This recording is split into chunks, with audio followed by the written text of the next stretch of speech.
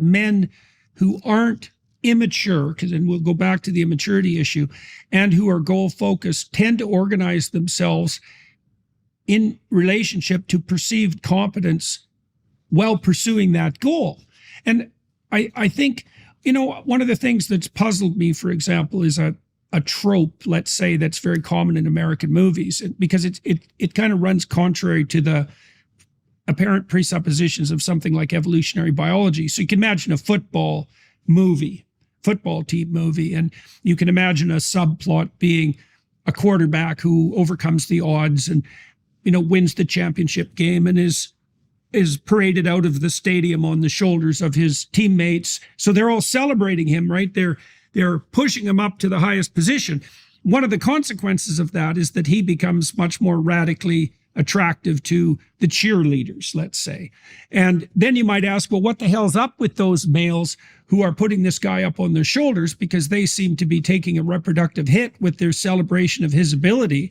But I suspect that the corollary to that is something like, well, if you're a man and you associate with the group that's run by a very productive winner, let's say, then the glory also descends on you.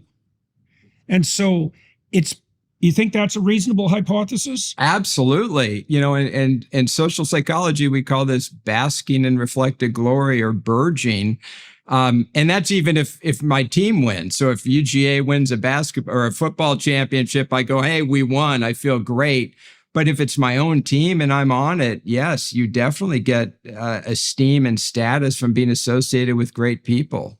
I mean, it's a win. Right. So that's another indication of why the patriarchy is not pathological at its core if it's structured properly, because it's such an optimistic view, because it means that you can structure a sociological organization around a goal, and we're going to assume the goal is at least mutually chosen by all the participants, that the best man will rise to win, but it's not a zero-sum game for the rest of the players, quite the contrary.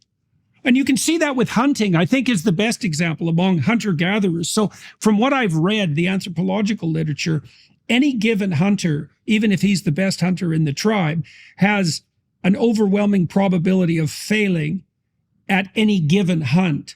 And so what the men do is they distribute the spoils of hunts across multiple hunts. And it's generally incumbent on the best hunter, especially when he has a successful day, not to take the best cuts for himself, and also not to claim credit for the hunt, to distribute the best cuts and to be humble in his claims. And I think the reason for that, I think this is a very compelling idea fundamentally. The reason for that is, well, you want to have a bunch of guys to hunt with all the time. And if you turn out to be not only highly skilled, but also like generous to a fault, people are going to be thrilled to go out and hunt with you because everybody wins. And that's a really good long-term game.